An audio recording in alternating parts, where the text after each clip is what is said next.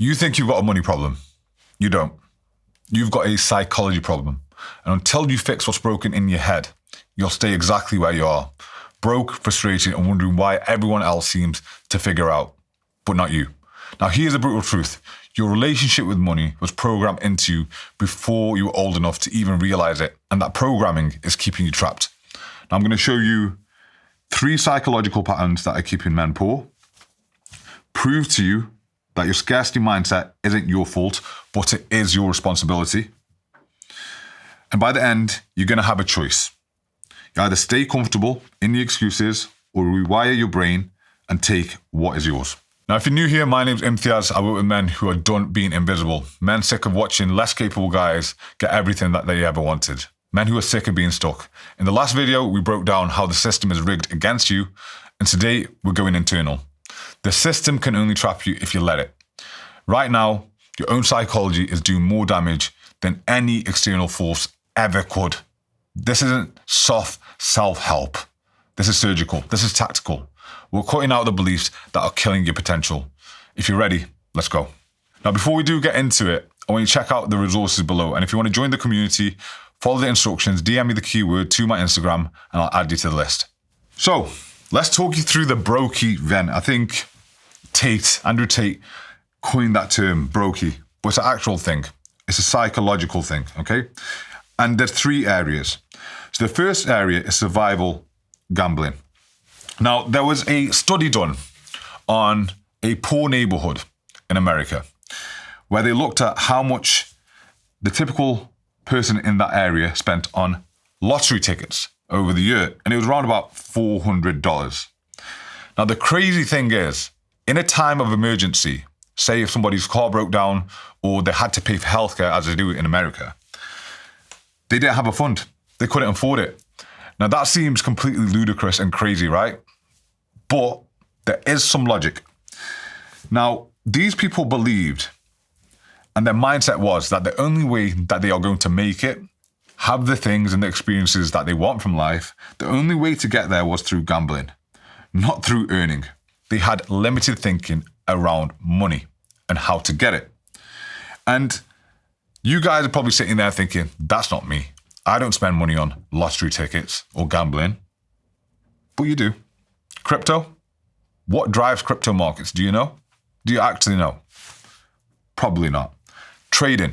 Now, I've got nothing against trading. I actually coach some trading coaches. But if you don't understand strategy, all you're doing is gambling. And finally, getting courses that you're never going to finish, especially lead magnets and freebies. I mean, I give those away in the hope that you do and go apply them. But I know that majority of you won't. The thing is, when you are in survival gambling mode, you're looking for a shortcut, some sort of get-rich-quick scheme. You're looking for easy. What you're avoiding is development, which is hard, uncertain, and long.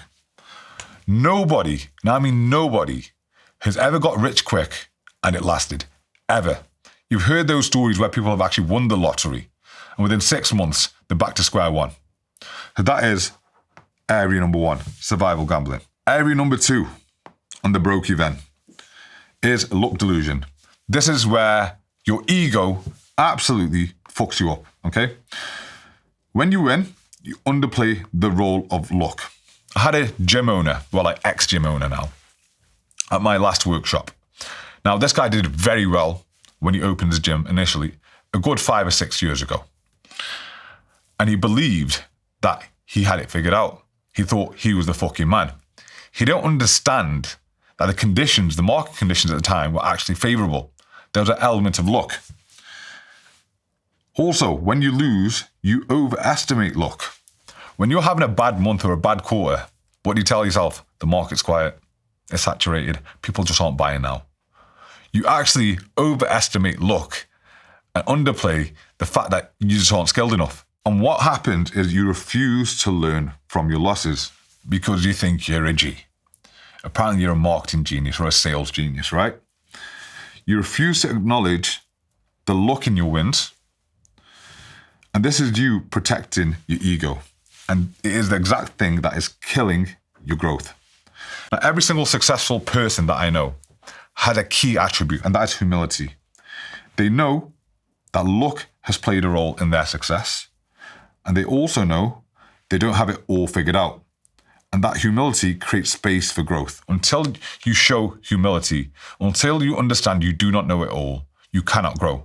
Because the person who believes that they do know it all is the biggest fool in the room. Without humility, you can't learn. And without learning, you can't adapt. And you stay stuck. Now, the final circle is familiarity over freedom. This is where you stick with what you know, even when it's killing you. The same strategy, the same tactics that you've stuck to for years. It's like banging your head against a wall. And it's potentially insanity. And I see this a lot with guys in property. Sometimes guys in property make a safe bet because it's all that they know. Because property is always giving you some sort of return, even when it may not be the best investment to make at that moment in time. You stick with the same business model that started working years ago, or you stay in the same dead-end job for years, which turn into decades, which turn into the rest of your life, and then you retire, and then you die. And you wonder what the fuck happened. When I hired my first, I'd say 3 business mentors when I was in the fitness space, I'm always somebody who's keen to learn what triggered somebody's success, apart from the strategy and the tactics. And a lot of them, in fact, all of them said COVID had a massive part to play because people went from training and being trained in the gym space to being trained online and using online coaches and diet plans and accountability. So that played a massive part. And all these guys who did really well in the fitness space then turned to business mentors. And the issue with that is what worked for them in that moment may not be working for you right now. So when you're looking for a mentor, make sure that you get somebody who's adaptable and has proven themselves in different conditions. And to drive home this fact, Warren Buffett, the most successful investor of all time, if you use the exact same strategy that he uses today, there's no guarantee that you are going to be a billionaire like he is, purely because the market conditions are different. You can't rely on the same tactics as somebody else just because they look familiar. They don't always work. It isn't a guarantee for success. So let's look at the overlaps, because there are overlaps here, okay? So this section here, when gambling overlaps with luck delusion, you gamble on shortcuts, you win once by pure luck, and your ego tells you you're a genius. So you make bigger, dumber gambles that you can't replicate because you don't understand what causes success in the first place. Where luck delusion overlaps with familiarity, which is here, you keep doing the same familiar shit that's failing, but you blame bad luck instead of questioning the strategy in the first place. You expect different results from the same actions, and that is insanity. Then we've got the blue section here, which is when familiarity overlaps with gambling. You only gamble on things that feel familiar, property or known markets. So you miss the actual opportunities. Your calculated risks are just familiar gambles in disguise. And finally, you've got the center. This is the death spiral. Total financial sabotage. You gamble on familiar shortcuts. They fail. You blame luck and you never learn. And you repeat the cycle over and over and over again. And you stay stuck for years and years and years. So what do? There has to be a psychological rewire. And I call it the Rewire Triangle. And it's fairly simple. Instead of survival gambling, you focus on value building. Now, the old pattern is, how can I make money fast? People worry about tactics way too much. Instead of worrying about, how can I become more valuable? What skills can I learn? How can I speak better? How can I create better content? How can I create better products and services? How do I guarantee results of the people that I'm working with? Now, the tactical steps to this are identify one skill that creates 10x leverage in your business, commit to 90 days of deliberate practice. And that's another issue that I see a lot of the time. People try something, stick with it for a fucking week, and then throw their hands up in the air and think, this doesn't work for me. 90 days minimum. You want to track improvement weekly. This allows you to look at numbers as evidence instead of going off feelings and emotions. And finally, build something tangible that demonstrates competence. The amount of people that I see in, let's use the coaching space, they might have great marketing, but when people come into the program, they're not good at what they do. Their service is shoddy. So value building is how you override survival gambling. On this side of the triangle, instead of believing you're the man and you've got it all figured out, and when you do get unlucky, that is the market to blame, implement radical humility. Assume you're a fucking dumbass. The old pattern is, I won because I'm smart. I lost because of bad luck. The new pattern, the new inner dialogue that you must have is, what did I learn from this outcome?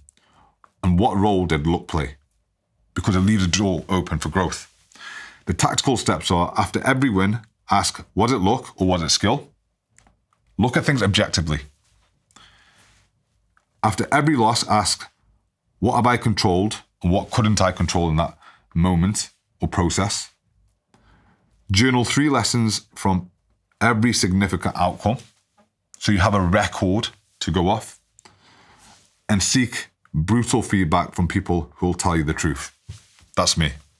That's one thing I pride myself on. Brutally honest coaching.